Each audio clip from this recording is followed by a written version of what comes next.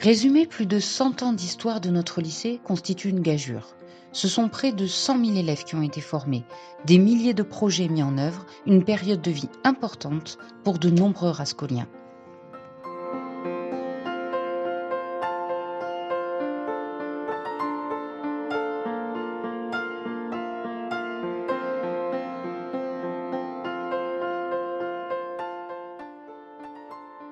Au XVIIe siècle, un séminaire était présent sur l'emplacement actuel de notre établissement. Ce n'est qu'en 1840 que fut bâti le Grand Séminaire, un bâtiment de 2 étages disposant d'une cour intérieure, d'un cloître et d'une chapelle attenante. En 1905, il devint le collège de jeunes filles. Des salles de classe et des dortoirs furent aménagés.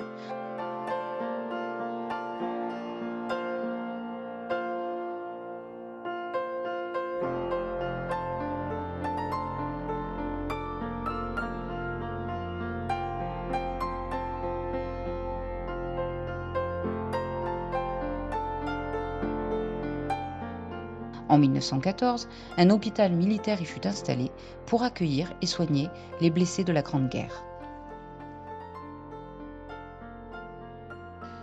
Le 1er octobre 1920, l'école primaire supérieure de garçons s'installe, dirigée par Louis Rascol, qui donnera son nom à l'actuel lycée.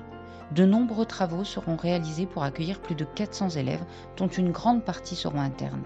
L'équipe du personnel et enseignants, environ 40 personnes, déménagera donc de l'ancien collège de Beach vers la nouvelle école. Si l'enseignement de la comptabilité était dispensé, le développement croissant de l'industrie conduit à former davantage d'ouvriers spécialisés et de techniciens. En 1920 fut officiellement créée l'association des anciens élèves avec différents objectifs solidaires et l'organisation de kermesses de retrouvailles. Durant ces années, des ateliers de forge, de fabrication mécanique ou encore de menuiserie furent construits. Louis Rascol prend sa retraite en 1926, non sans avoir bâti les bases du futur lycée technique d'État. Avec l'arrivée de Philippe Escande, des travaux complémentaires et l'agrandissement des ateliers de mécanique ont été entrepris. La crise de 1930 conduit à des conditions de vie assez rudes, mais l'école disposait d'un terrain de tennis, de postes de TSF ou encore d'un projecteur de cinéma. Si la variété ou la qualité de la nourriture était assez médiocre, les internes mangeaient cependant à leur faim. La discipline était sévère, mais les élèves avaient à disposition du matériel adapté pour apprendre la dactylographie, le travail du bois ou encore la fabrication mécanique. Cette période fut aussi le début de dons d'équipements industriels et scientifiques grâce aux entreprises locales soutenant l'école dont la réputation croissait. Maurice Le Corvec est nommé directeur en 1933. En 1936 fut aussi installé le chauffage central, améliorant en partie le confort durant l'hiver. À cette époque, une centaine d'élèves quittaient l'école diplôme en poche pour entrer dans la vie active ou poursuivre dans de grandes écoles comme celle des arts et métiers. Beaucoup d'anciens élèves ont aussi créé leur propre entreprise. À la déclaration de la guerre en 1939, Robert Vivien fut nommé directeur dans un climat particulier. Des salles furent réquisitionnées pour la défense nationale. Les filles du collège accueillies ont fermé l'internat. Le directeur mit en place le carnet de correspondance et des élèves délégués de classe sous une discipline toujours sévère. Les conditions d'enseignement étaient précaires, mais les examens furent maintenus. Les formations étaient générales et professionnelles. Menuisiers, forgerons, électriciens, mécaniciens. Et bien qu'on manquât de tout, la vie scolaire se poursuivait. En 1942, l'école devint collège moderne et collège technique de garçons. Ce fut la création des classes de 6e à terminale, qui comptaient environ 500 élèves pendant cette période. L'internat fut réouvert, mais la vie au quotidien restait difficile, entre le froid des hivers et l'alimentation réduite et peu variée. Cependant, le jeu était présent en récréation et le sport, en particulier le rugby, qui était très pratiqué. Après la libération, la mairie d'Albi, propriétaire des bâtiments, poursuivait avec l'État la rénovation des bâtiments et l'achat d'équipements pédagogiques qui manquaient. Cependant, les conditions économiques d'après-guerre limitaient ces investissements. Au quotidien, les années 50 restent une période sévère avec punitions, mais aussi palmarès de réussite. Mais la place commence à manquer pour les près de 800 élèves en 1955. Le 16 février, le collège prend le nom de Louis Rascol après demande de l'association des anciens élèves. Paul Rivière prend la direction de l'établissement en 1955. Disposant d'une expérience dans le domaine technique, sa motivation et sa personnalité vont permettre de donner un coup d'envoi dans la transformation du lycée, qui devient lycée technique d'État. La première étape fut l'achat de terrains attenants permettant de passer de 2 à 13 hectares, la surface actuelle. 1962 marque le début d'importants travaux pendant 5 ans qui verront l'édification de nombreux bâtiments et la création des ateliers devenus indispensables. Des salles de cours, de travaux pratiques, des espaces administratifs, des locaux techniques, un gymnase, une cantine, ce sont près de 50 000 mètres carrés qui furent ajoutés. En 1964, le président Pompidou, en visite au lycée, découvre la maquette réalisée par les élèves en club et découvre les ateliers en cours d'installation. Le Premier ministre est très décontracté, converse avec ses hôtes, le préfet du Tarn, M. Malvier, le maire d'Albi, M. Mathieu. Puis le cortège se dirige vers le lycée technique.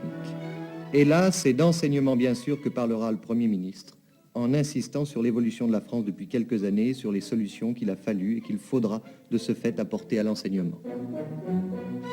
Les gouvernements de la Ve République ont entrepris un effort exceptionnel pour compenser le passé et pour préparer l'avenir. Les chiffres, sur ce point aussi, parlent d'eux-mêmes. En 1958, le budget de l'éducation nationale représentait, dans le budget total de l'État, à peine 10%. Dès le début, nous l'avons porté à 12%, puis à 13%. Et moi-même, depuis que je suis au gouvernement, je l'ai porté à plus de 14% en 1963 et à 15,9% en 1964. Et si je compare cela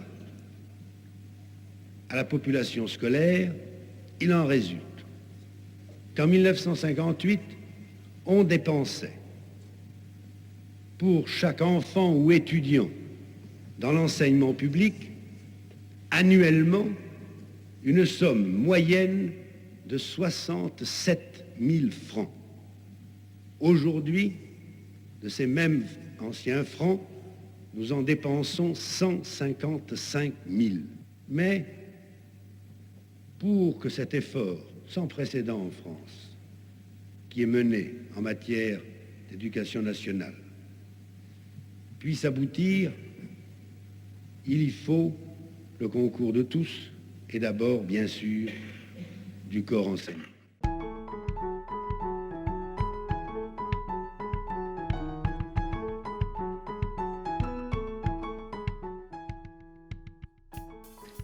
Cette période est aussi une nouvelle étape, avec la création de nouvelles formations techniques et industrielles, les baccalauréats B, F, E et G et l'ouverture de plusieurs sections de BTS.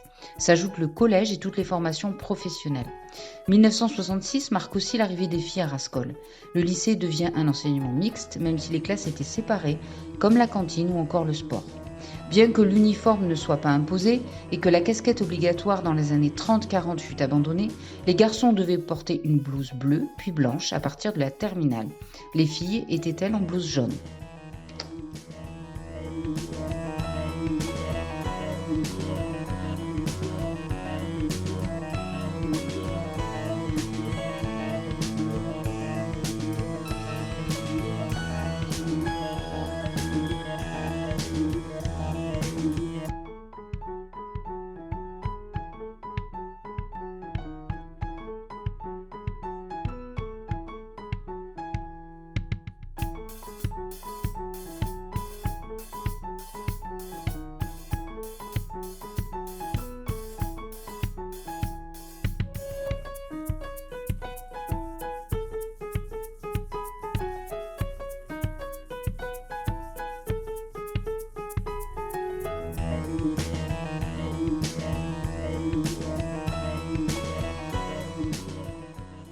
En 1968, l'esprit est installé. Il marque la fin des travaux de notre lycée qui permettra de former des générations dans de nombreux domaines sous une discipline plus souple.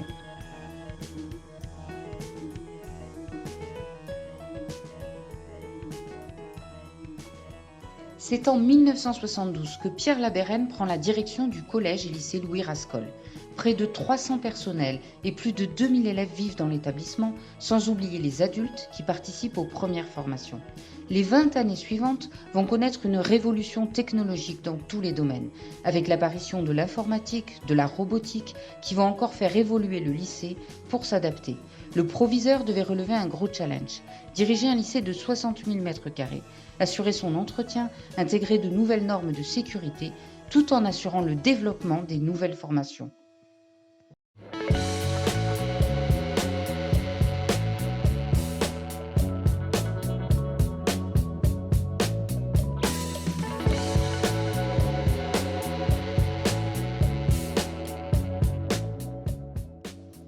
S'il est long d'énumérer l'ensemble des projets mis en œuvre par M. Labérène, comme les clubs de loisirs ou la cafétéria, les formations continues devenues Greta, ce sont de nombreux aménagements qui furent réalisés. CDI, salle des professeurs, infirmerie, self ou encore espace sportif.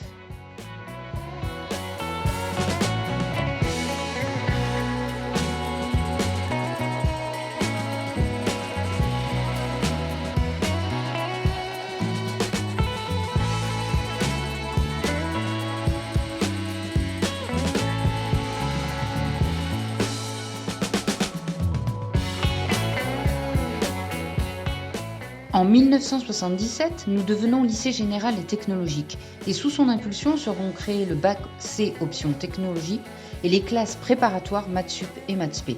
C'est aussi la création des LEP qui verra l'ouverture des bacs professionnels.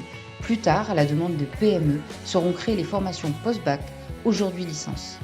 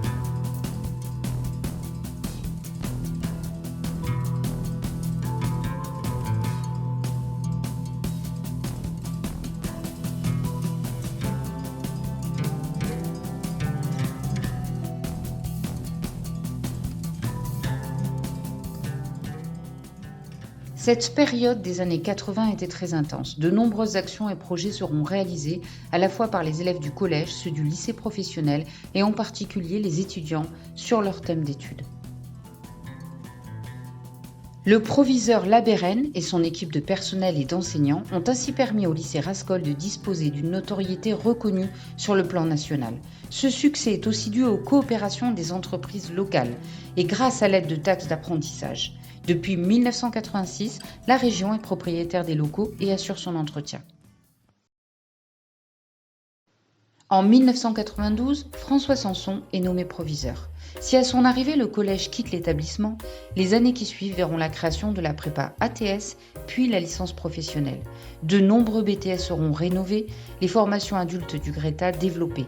Le lycée Rascol compte plus de 2000 élèves répartis dans près de 100 classes. Cette période verra la création de la plateforme technologique, une structure facilitant la réalisation des projets d'entreprise toujours plus nombreux. Les ateliers créés en 1965 ne respectant plus les normes et des besoins d'extension se faisant pressants, il devenait indispensable d'engager une restructuration et une extension du lycée. Le projet piloté par François Sanson et conduit par la région a été lancé en 1998 et a abouti à la réalisation de travaux très importants pendant 6 ans. L'ensemble des classes, des bâtiments, des ateliers, des espaces de vie ont été entièrement réaménagés. De nouveaux bâtiments ont été construits. En 2005, la rentrée a pu se faire dans un lycée entièrement rénové, sécurisé et offrant un cadre de travail agréable. Avec son accord, je souhaite associer venir devant vous pour cette matinée de commémoration mon collègue et ami, le proviseur Pierre Labérène, qui a marqué de la plus belle manière qui soit 20 ans de la vie de notre centenaire. Je veux avant tout rendre hommage à son action et le remercier de l'honneur qu'il me fait de porter la parole pour nous deux. Il est périlleux d'aborder le chapitre de l'histoire de notre établissement lorsqu'on prétend se livrer à cet exercice sous le contrôle, certes bienveillant, mais ô combien savant, de notre ancien élève et ami Justin Combel. Pour résumer, cette période dirigée par le proviseur et ses équipes marque un tournant dans l'évolution technologique du lycée Louis Rascol à la pointe de la modernité.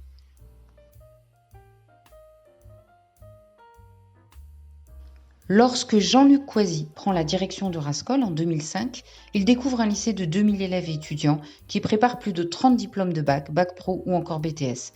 Cette période moderne marque la création de la mission générale d'insertion et la réforme du bac STI, développement durable. Les liens avec les entreprises locales sont diversifiés et permettent le développement de projets industriels toujours plus importants. À cette période, l'établissement fusionne et devient lycée général et technologique et professionnel Louis Rascol. En 2010, Guy Munoz est nommé proviseur. Il dirigera l'établissement pendant 3 ans. Si la vie du lycée poursuit son cours, des actions culturelles seront menées en complément des projets réalisés par les élèves et leurs professeurs. Michel Trigos devient proviseur à la rentrée 2013. Cette période marque le lancement de nouveaux travaux de rénovation, comme le réseau informatique du lycée, qui sera entièrement reconstruit. Grâce à la sectorisation des entrées en seconde GT, Rascol connaît une hausse des effectifs. Il y aura un temps plus de 2200 élèves et étudiants, et un afflux de filles jamais connu auparavant. Cette progression profite surtout aux sections générales. L'apprentissage commence à se développer au sein des sections STS. On crée l'UP2A pour les arrivants non francophones. La formation des adultes s'amplifie au sein du nouveau Greta, regroupant 3 départements, dont le proviseur est le premier président. En 2018, le lycée polyvalent regroupe le LP et le LGT et simplifie la gestion de l'établissement. La prévention des risques professionnels pour les élèves comme les personnels, celle des risques liés aux attentats, l'inflation des normes de toute nature génère un lourd travail sur la sécurité et l'accessibilité des bâtiments et des ateliers.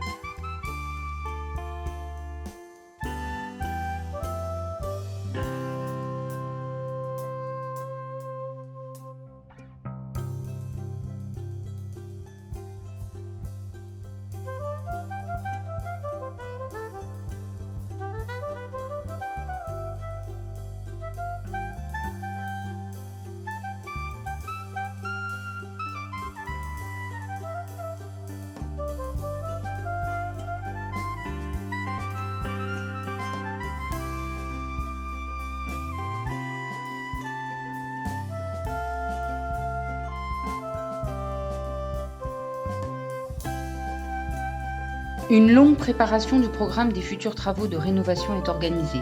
Le printemps 2020 sera la gestion des premiers mois d'une crise sans précédent, avec le Covid et le confinement, que Rascol surmontera du mieux possible, en partie grâce à sa profonde culture numérique et informatique.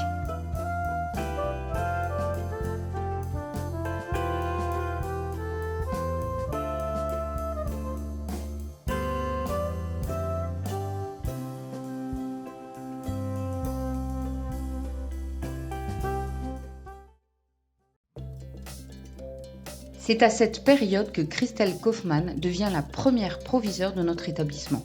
Une prise de poste dans un contexte bien particulier. Personnel et élèves masqués toute la journée et en tout point du lycée. Distanciation et aération des salles obligatoires. Enseignement distanciel, couvre-feu. Une situation inédite. Les actions du conseil de la vie lycéenne battent leur plein, insufflant un dynamisme supplémentaire à notre établissement déjà très fourni en projets. Aménagement des cours extérieurs, création de l'espace détente, scène ouverte, bal de promo. Des équipes se lancent dans le fabuleux projet porté par Jean-Louis Etienne et proposé au lycée Rascol dès septembre 2020. Le PolarPod, plateforme océanographique, habitée, destinée à parcourir l'océan austral. Les sections de BTS créent le T-Pod, sa réplique qui sera mise à l'eau avant son aîné, probablement en 2024.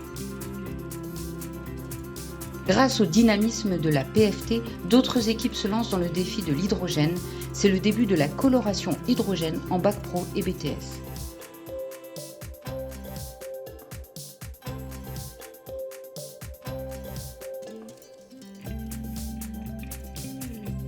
La voie professionnelle est réformée et les familles de métiers apparaissent, donnant de nouveaux noms à certains bacs professionnels. Le CAP électricité est ouvert à la rentrée 2023. La licence professionnelle gestion de la paix vient compléter l'offre de formation déjà bien fournie. Le lycée obtient la labellisation Égalité filles-garçons en mars 2023, permettant ainsi la mise en lumière des parcours des rascoliennes qui ne sont que 30% sur l'ensemble du lycée. Des travaux de sécurisation ont été entamés en septembre 2020, la réhabilitation du parking et les terrains de sport. Après la transformation complète du self et des cuisines, ce sont les chambres des élèves et des étudiants qui ont été complètement rénovées. Le gymnase a connu une rénovation complète avec la création d'une nouvelle salle de musculation et d'une salle d'escalade. Cette phase se termine en août 2023, juste le temps de souffler un peu avant de repartir sur une nouvelle salve d'aménagement.